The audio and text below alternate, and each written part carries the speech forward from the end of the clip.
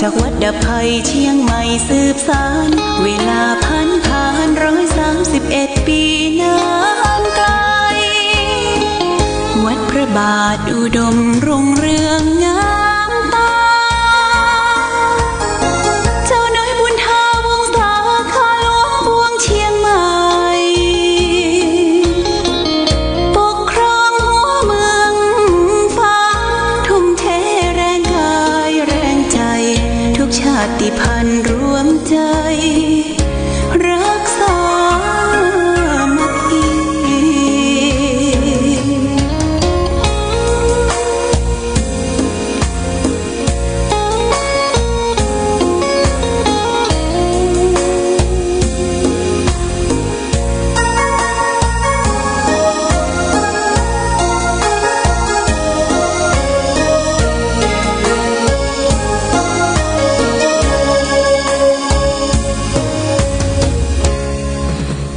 เป็นวัดร้างโบราณ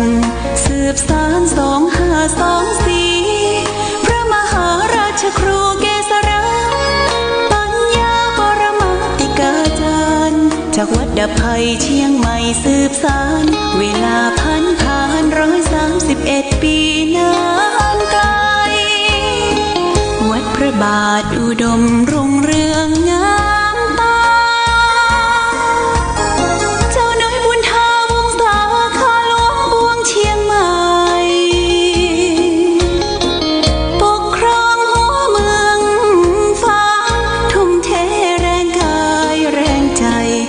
ชาติพันธุ์รวมใจรักษามัคคี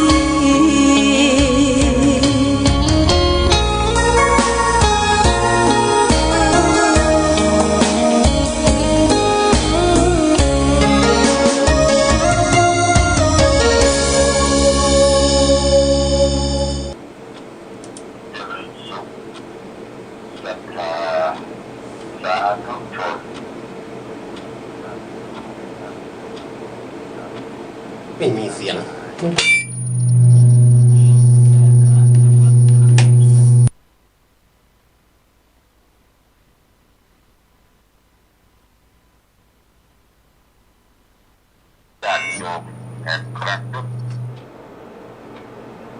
วันนี้เป็นวันอาทิตย์ที่29เดือนพฤศจิกายน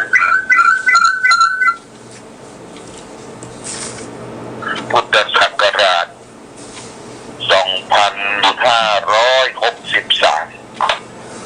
ซึ่งตรงกับ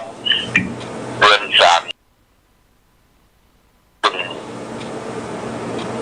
14 ค่ำและญาติโยมวันนี้เป็นวันแตกวันดาเป็นวันแตกวันดาเป็นวันโกนและพวกนี้ก็จะเป็นวันพระวันศีลหรือว่าเดือน13 เป็งญาติโยมเดือน13 เป็งก็ญาติโยมที่เคยไปวัดไปวาไปไหว้ไปสาไปสักการะบูชาทำบุญสุดทานก็ไปกันนะวันพรุ่งนี้ญาติโยมท่านสาธุชนทั้งหลายช่วงนี้ก็จะเข้าบรรยากาศของหน้าหนาวนั่นถือว่าอากาศดีนะอากาศดีทำให้เย็นกายเย็นใจซึ่งในขณะนี้ได้ออกรายการอยู่ที่บนวัดพระธาตุศรีมหาโพธิ์พระโพธารามพระธาตุบ่อนปิดที่ประดิษฐานองค์พระเจ้าหลวงประจำเมืองฝางก็ได้พักบนเนี่ยรู้สึกญาติโยมและสาธุชนทั้งหลายรู้สึกว่ารับเต็มรับอิ่มคำว่ารับเต็มรับอิ่มนั่นก็คือร่างกายตื่นขึ้นมามันก็สดชื่นแจ่มใสเพราะว่าทั้งบนนี้มีต้นไม้ต้นดอกมีปลูกดอกปลูกรวงรายรอบกุฏิรอบองค์พระสำหรับรอบองค์พระนั้น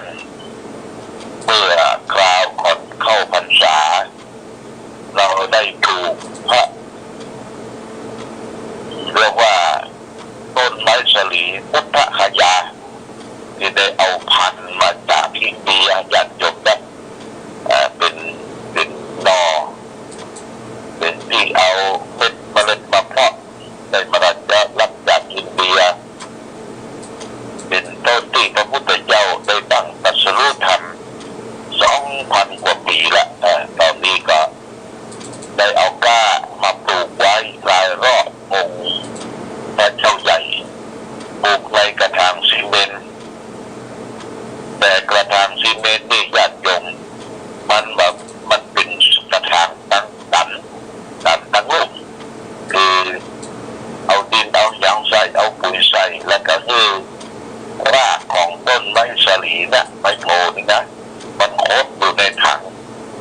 มันก็จะเป็นบอนไซคือมันใหญ่เท่าใดพูดหัว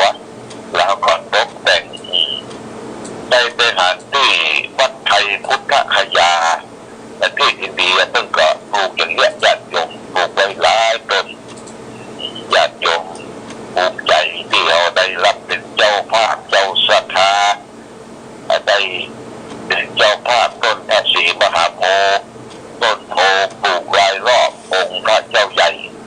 ไปเป็นเจ้าศรัทธาก็มาเยี่ยมเลยมาเยี่ยมมาพอมาก้อยเพราะว่าองค์พระเจ้าใหญ่นั้นเรามีนักการอยู่นักการพันลงคือประธานพันประจำอยู่ที่เนี่ยเป็นขยมโคกขยมโคกนั้นก็ได้การได้สบักแล้วก็ได้นำตัวเจ้าประสงค์เอารถไปรับบิณฑบาตเพราะว่าจะเป็นเลี้ยงวายหัวฝายเพราะว่าบ้านต้นเพ่งตัวเจ้าประสงค์ก็จำภาษาออกภาษาแล้วก็ไปเดินดงก็มีที่จำภาษาอยู่ที่บนวัดพระธาตุศรีมหาโพธิ์พระเจ้าใหญ่ที่ก็คงค้าง2-3 รูปก็ดูแลสถานที่เก็บกวาดผักไม้ใบหญ้าเศษอย่างต่างๆเพื่อไฟไหม้ในลามอย่างต่อไปนี่ก็ญาติโยมเมื่อองค์พระใหญ่เขาได้สร้างไว้แล้วก็คงจะมีการประพฤติปฏิบัติรักษาภูมิทัศน์คือรายรอบองค์พระใหญ่ให้มาไหว้มาสาก็จะอำนวยความสะดวกคือแก่ญาติโยมเราชาวพุทธทั้งหลายนี่ก็จะต้องสืบสานกันต่อไปญาติโยมนะไม่ใช่ว่าสร้างเสร็จแล้วเอาทิ้งเอาขว้างเอาบะมีไผ่ปฏิบัติรับใจแต่ทางบนนี้ก็รู้สึกว่าอากาศบรรยากาศเพราะฉะนั้นก็ได้แต่งกุฏิน้อยไอ้ใจนี่ก็เป็นคนพิการทั้งแข้งขานะเดินไม่ค่อยสะดวกใจไม่เต้าเพิ่งก็ดูแลที่บนเนี่ยเก็บกวาดอาวัสถานที่แต่ว่ากุฏิแต่งเสร็จเรียบร้อยแล้วจะได้ทำบุญสักวันเอาพระเจ้ามาเทศน์ทำสักปลูกสักกันจะได้มีมนต์ทุกเจ้าคณะตำบลมาเทศน์อาจารย์เพิ่งก็ดูแลดีมากแล้วก็ดูแลสถานที่ไปมาไปก็ทักทาประสัยอยู่ที่บนพระเจ้าใหญ่ในญาติโยมนักสาธุชนแต่วันนี้วันเสาร์ที่28ญาติโยมก็ได้ไปร่วมประพฤติปฏิบัติธรรมประจำวันเสาร์นักหนาพาบ้านวันนี้ก็เลือก50-60 คนนะเป็นพระเป็นเณรก็ต้องขออนุโมทนาสาธุ57 คนแต่วันนี้และหลังจากนั้นก็ตอนเย็นก็ทางคณะสงฆ์ตำบลปุ่งน้ำร้อนคณะสงฆ์ตำบลบ้านปิ่นก็ไปร่วมกันเจริญพระพุทธมนต์ประจำวันเสาร์ตอนเย็นจริงๆก็กะไว้5 โมงเย็นก็เวลาก็ขับเคลื่อนด้วยต่อไปจนถึง6 โมงญาติโยมตื่นไปพร้อมคณะสงฆ์พร้อมก็ได้เจริญพระพุทธมนต์ถวายในองค์พระบาทสมเด็จพระเจ้าอยู่หัวรัชกาลที่ 9นะจนถึงวันที่ 5นะวันที่ 5นี่ก็จะเป็นวันสุดท้ายก็จะประกอบพิธีเจริญพุทธมนต์ที่วัดพระบาทอุดมที่ก็แจ้งญาติโยมนักสาธุชน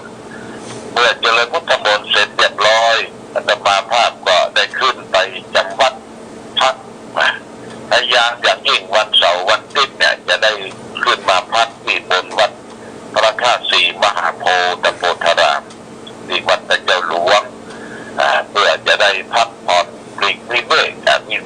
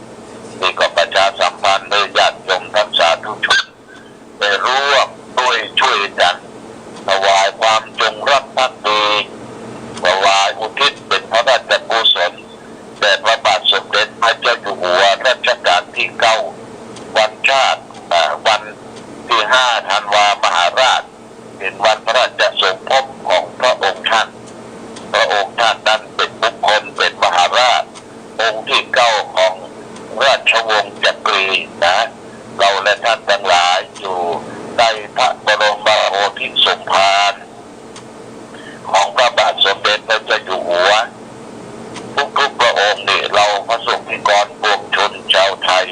ก็เป็นหลักในหน้าที่รักษาสถาบันกษัตริย์ไว้เพราะฉะนั้นพอถึงวันพ่อวันแม่เราและท่านทั้งหลายก็สร้างความดีการสร้างความดีนั้นก็มีหลายอย่างหลายประการทางบ้านทางเมืองก็ถ้าเป็นข้าราชการก็ปฏิบัติตนเป็นข้าราชการที่ดีบอกว่าท้องถิ่นบอกว่าราชการประจำเพื่อจะปฏิบัติตนปฏิบัติใจและก็พัฒนาทั่วไปตามถนนตามสถานการศึกษาและสาธารณประโยชน์เพื่อถวายเป็นอุทิศเป็นพระราชกุศลแด่พระองค์ท่านถ้าทางธรรมะทางพระพุทธศาสนาทางมหาเถรสมาคมก็เชิญชวนญาติโยมได้สวดมนต์ได้ร่วมกันเจริญพระพุทธมนต์ประจำวันเสาร์ทุกวันเสาร์เนี่ยญาติโยมแล้วก็ทางสำนักปฏิบัติธรรมของวัดพระบาอุดมก็อยากเชิญชวนญาติโยมมาตุกขาวห่มขาวแต่มาประพฤติปฏิบัติธรรมตั้งแต่วันที่3ถึงวันที่6วันเจ้าวันที่6วันเจ้าปฏิบัติธรรมเสร็จวันที่7วันที่7มีญาติโยมเป็นวันสำคัญวันหนึ่งของอำเภอฝางเขาเพื่อจะมาตรวจหมู่บ้านรักษาศีล5ที่วัดคงคานิดวัดแม่ดาวกิเล็กซึ่งการได้จัดทำเป็นวัดหมู่บ้านรักษาศีล5ก็ไม่ได้เฉพาะจะทำได้เฉพาะที่วัดแม่ดาวคือคณะสงฆ์อำเภอฝางศรัทธาญาติโยมก็ร่วมด้วยช่วยกันส่งเสริมนะเมื่อศุกร์ที่แล้วที่ผ่านมาเนี่ยศุกร์วันที่27เราก็ได้เปิดกิจกรรมเรียกว่าเป็นกิจกรรมเปิดตลาดหมู่บ้านรักษาศีล5ตลาดชุมชนบ้านรักษาศีล5ขึ้นที่หน้าวัดคงคานิมิตรได้รับความสนใจจากญาติโยมทั้งสาธุชนพี่น้องชาติต่างๆพี่น้องตั้งแต่บัลลองไทยใหญ่พี่น้องมูเซอร์แดงมูเซอร์ดำพี่น้องคนเมืองได้เอาพืชพันธุ์ทหารของท้องถิ่นที่เกิดจากบ้านจัดจองเอามาขึ้นมาขายกันเป็นว่าขายดิบขายดีเด้อหลังจากที่เที่ยงวันผ่านไปก็หมดไปละจะเหลือแต่เสื้อผ้าของที่ระลึกนี่วันศุกร์ที่4นี่ก็เจอนะครับเด้อญาติโยมจะมีเสร็จ2ครั้งวันศุกร์ที่4แล้วก็วันที่7ก็จะมาตรวจการใหญ่เพราะฉะนั้นคณะกรรมการท่านเจ้าอาวาสวัดคงคานิมิตรวันศุกร์ที่4นี่ยังมีอยู่นะก็เชิญชวนเพื่อนมาขึ้นมาขายในการนัดชุมชนหมู่บ้านรักษาศีล5ทีนี้เขาก็มาดูว่าเพื่อเตรียมความพร้อมวันศุกร์ที่4นี่ถ้าอย่างที่มันกีดมันขวางหรือมันบ่เหมาะสมที่มันจะมาตรวจในวันที่7เขาก็ขอร้องกับภูมิทัศน์ที่เข้าที่เข้าทางเพราะวันที่7นี่มันจะมากับนักกระลายวันศุกร์ที่4นี่ก็เอามาขายก่อนมาเอาตัดสินค้าหมู่บ้านศีล5มาขายโครงการตลาดนัดเนี่ยจะเปิดหลายวัดเป็นประจำสัปดาห์วันเสาร์วันพุธวันนั้นวันนี้แต่วันพุธนี่ก็ญาติโยมก็จะไปตลาดโชคธานีหน้าตลาดโชคธานีกันไปกันที่ฮันมดเขาก็จะเว้นวันพุธสำหรับวัดที่มันมีหน้าวัดกว้างขวางติดกับโรงเรียนสถานชุมชนพี่น้องชุมชนต่างๆนั่นเขาก็จะไปเปิดตลาดนัดศีล5นะจัดผมตลาดนัดศีล5ที่มองจ้องไว้แล้วก็คือวัดคงวัดนี่วัดสัมสานของน้อยสัมสานของน้อยประธานองค์วิยะหรือเจ้าอาวาสก็เตรียมตัวหลวงพ่อจะไปดูวัดสัมสานของน้อยหน้าวัดทางทิศตะวันออกมันกว้างขวางในวัดก็เป็นที่จอ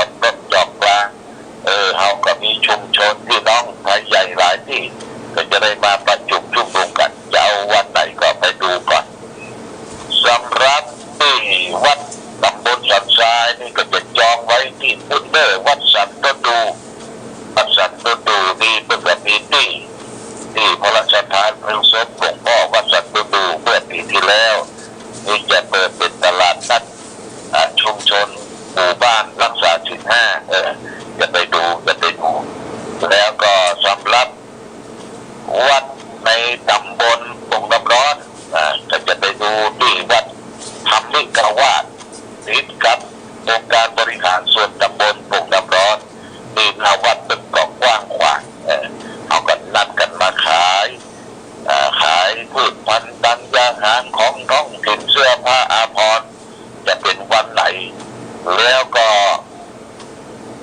ทางวัดพระมิกวาดปะบงปะไผ่นี่ก็ที่สนามกีฬาตั้งหลังกับสนามกีฬาก็จะส่งเสริมให้มีการเตะฟุตบอลหรือว่าบอลวอนคัพแต่ละตำบลแต่ญาติโยมก็บอลวอนคัพบอลวอนก็คือบ้านวัดราษฎรเป็นบอลวอนคัพดังที่ตำบลบางปีในเตะฟุตบอลมีแชมป์ถ้วยมาแล้วก็คือวัดคงคานิมิตรนะวัดแม่บ่าวขีเล็กเนี่ยเป็นแชมป์ระดับแชมป์ของตำบลเราก็จะเอาไปชิงกันเป็นแชมป์ของอำเภออันนี้ก็แจ้งสถานที่ต่างๆแต่ละหมู่บ้านแต่ละอำเภอได้รับทราบนี่ก็จะไปดูว่าหมู่บ้านไหนที่มีความพร้อมที่มีชุมชนหลายพี่น้องไทยใหญ่พี่น้องฝรั่งพี่น้องดาละอันพี่น้องชาติพันธุ์เขาก็มีที่ขึ้นที่ขายส่งเสริมสัมมาชีพคือสัมมาชีพอาชีพที่ถูกต้องได้มาขึ้นมาขายเงินทองก็สะพัดพี่น้องก็มีรายได้แล้วก็ทางวัดก็จะมีรายได้ส่วนหนึ่งโดยการได้รับบริจาคให้หอมอย่างที่วัดคงคานิมิตรเขาก็ได้เป็นเก็บเป็นประหยัดยกแต่งต้นไว้ส่วนกลางอันนี้โดยประชาสัมพันธ์เมื่อได้กำไรขายได้กำไรก็เอามาปักคนละ10ละ20ถ้าได้กำไรนักก็ปักเป็นร้อยก็มีตัวนี้ท่านเจ้าวาดก็ได้ไปปั่นปอนละวันศุกร์ได้ไปปั่นปอนแต่บอกกาแม่กาบอกกาได้ขายที่มาเปิดตลาดนัดชุมชนแต่ญาติโยมบางท่านบางคนไปเข้าใจว่าไม่เปิดอย่างนั้นผมบอกมันเปลี่ยนสตางค์เขาจะซื้อแบบซื้อมันอยู่ที่ของเขาแต่ญาติโยมได้อันนี้เปิดเพื่อมีสัมมาอาชีพหรืออาชีพที่ถูกต้องได้ขึ้นได้ขายของท้องถิ่นอย่างประเดี๋ยวนี้ญาติโยมว่าอย่างท้องถิ่นที่มันมีดำแท้ดำตาอย่างเห็ดโยมมันออกก็ออกมาบรรทุกหวีก็เอามาขายต่อแล้วก็บะกอกใส่น้ำพริกที่นี่ก็เก็บมาบะกอกนี่เป็นว่าถ้าขายในร้านเนี่ยแกน2 บาทก็ว่าญาติโยมนะแกน2 บาทบะกอกที่เอาบีบใส่น้ำพริกนะแต่บะกอกคูบาปีนี้โลดมาเป็นปั้นแกนก็เลยญาติโยมได้ส่งแจกจ่ายในที่50 60 ปีละ100แต่ว่านี่ญาติโยมขึ้นไปเพื่อปฏิบัติธรรมก็ได้บะกอกคนแก่บะกอกครูบาศรีวิจัยที่เปิดได้สัญญาอธิษฐานปลูกไว้ที่สำนักนิพพานาน้ำบ่อสาวาในญาติโยมต้องขึ้นไปเอวกันได้ขึ้นไปเอวมือกันแล่งก้นไปถามแม่ชีบะกอกล้นก็แม่ชีเขาก็จะเก็บบะกอกไว้ตอนรับญาติโยมเป็นบะกอกยาบะกอกครูบาอันนี้ก็ประชาสัมพันธ์โดยญาติโยมท่านทั้งหลายได้รับทราบวันนี้ก่อนจากการฝากธรรมะไว้เป็นข้อคิดธรรมะที่ฝากวันนี้คือให้มีสติญาติโยมเนี่ยอยากให้มีสติแปลว่าความระลึกได้รู้ตัว